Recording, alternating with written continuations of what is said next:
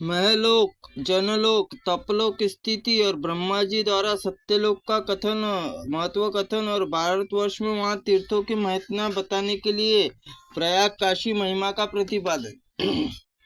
अगस्त जी ने कहते हैं, तदनंतर वायु के समान वेगशील विमान स्वर्गलोक के ऊपर अत्यंत अद्भुत महरलोक जा पहुंचा। वहां ब्रह्मा ने पूछा कि यह मनोहर लोक कौन सा है। ब्राह्मण ने पूछा, यह मनोहर लोक कौन सा है। दोनों भागवत पार्षदों ने कहे, ब्राह्मण ने कहा, यह महरलोक है, स्वर्गलोक से अभी अद्भुत है। इसमें तपस्या तथा पाप राशि धो डालती है। कल्पात जीवी तपस्वी यहाँ निवास करते हैं। भगवान विष्णु निरंतर रमन करने से यहाँ परमस्त पाप राशि नष्ट हो जाती है। इस प्रकार वे दोनों पार्षद कह ही रहे थे कि आधे क्षण में विमान उन सबको लेकर जनलोक जा पहुंचा और ब्रह्मा जी, मानस पुत्र, निर्मल योगेश्वर, निमिष्ट ब्रह्मचारी सनकद स्कंदन निवास करते हैं। अखंड ब्रह्मचर्य पालन करने वाले अनन्य योगी भी सब प्रकार के धुंधों से मुक्त होकर अत्यंत निर्मल होकर जनलोक में निवास करते हैं। मन के समान वेग से चलने वाले विमान जनलोक के ऊपर जाकर शीघ्र ही तपलोक दृष्टिगोचर कराया। वैराज्य नाम वाले देवता आदि निवास करके मन वासुदेव में लगा होता है।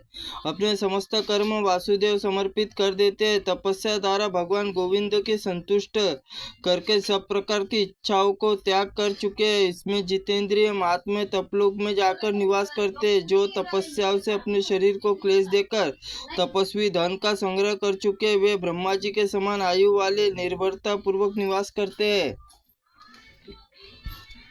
पुण्यात्मा शिव शर्मा ने जब भागवत पार्षदों के मुख से इस प्रकार तपोलोक की महिमा सुनते रहे, तब तक उन्होंने नेत्रों से परम प्रकाशमय सत्यलोक आ पहुंचा और वे जाते ही दोनों पार्षद साथ में तुरंत विमान से उतर पड़े और सबको समस्त लोकों की सृष्टा ब्रह्मा जी के चरणों में प्रणाम किया।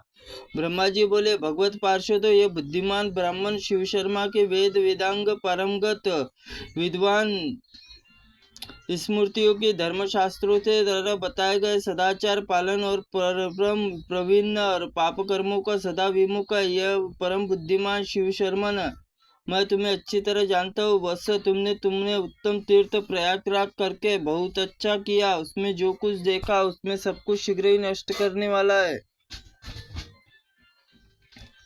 ये मेरे प्रत्येक अंत में प्रलय होता है। इसमें दिन में आरंभ में बार बार सृष्टि करता हूँ। जब स्वर्गादि लोकों में अवस्था और मरणशील पुरुष की बात हो तो वह तुरंत चार जीव, स्वदेश, उद्देज और जरायुज, अंडज, ये समुदाय मनुष्यों में ही एक ऐसा गुण है जो कर्म भूमि भारत मन संचित चंचल इंद्रिया जीतकर गुणों को शत्रु लोभ त्याग कर धर्मज्ञ परंपरा धनराशि नाश करने वाले काम विचार और द्वारा मन से बाहर निकलकर धैर्य क्रोध पूरी शत्रु को जीतकर मद परित्याग अहंकार निवारण और मोह का नाश करके धर्म सीढ़ी पर चढ़कर अनायास सत्यलोक ही आ जाते हैं।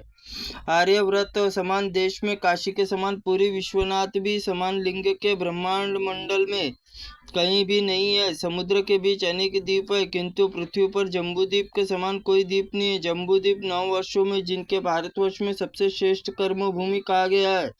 यह देवताओं से भी दुर्लभ है। किम्म पुरुष में जो 8 वर्ष में देव भोग्य और उनसे देवता स्वर्ग आकर रमन करते, वह भारतवर्ष में 9000 युषित योजन है। भारतवर्ष में भी हिमवान विंध्यागिरी बीच में भाग अत्यंत पुण्यदायक है। इसमें गंगा यमुना बीच में भाग पृथ्वी अनंत वृद्धि और यहाँ के क्षेत्रों में कुरुक्षेत्र से बढ़कर भी उससे उत्तम नैमिष नारायण क्षेत्र में जो स्वर्ग क्षेत्र साधन है। इस समस्त भूमंडल नैमिष नारायण में अन्य सब तीर्थों से भी बढ़कर तीर्थ प्रयागराज है। यह स्वर्ग मोक्ष और संपूर्ण मनोवांछित फलों को देने वाला है, इसलिए प्रयाग महान क्षेत्र है और सब तीर्थों के राजा माना गया है। पूर्व काल में सब यज्ञों की ओर से तराजू पर रखा हुआ दूसरी ओर तीर्थों में श्रेष्ठ प्रयाग को रखा है, किंतु उसी का पल्ला भारी है। दक्षिणा आदि पृष्ठ समस्त योगों अपेक्षा इस क्षेत्र में प्रदान देखकर विष्णु शिव सदा का नाम प्रयाग रखा है। उस नाम से तीनों काल में स्मरण करने से मनुष्य शरीर में कभी पाप नहीं ठहरता। असंख्य जन्मांतरों से जिसमें पाप राशि का संग्रह किया जाता है, वह दान और जप तप से भी उनके दूर करना कठिन है, अत्यंत कठिन है। पाप राशि से जब कोई तीर्थराज प्रयाग और जाने के लिए उद्यत होता है, तब आंधी में मारे गए वृक्ष की भांति शरीर के भीतर थरथर कांपने लगती है। तत्पश्चात प्रयाग जाने पे दृढ़ संकल्प लेकर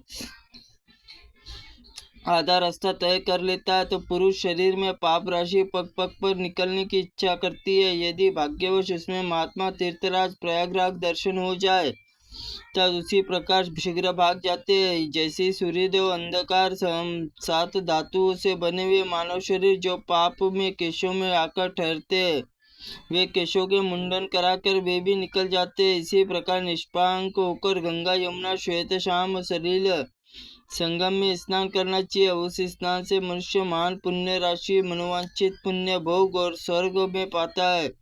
जो निष्काम भाव से स्नान करता है वो मोक्ष पाता है। ब्राह्मण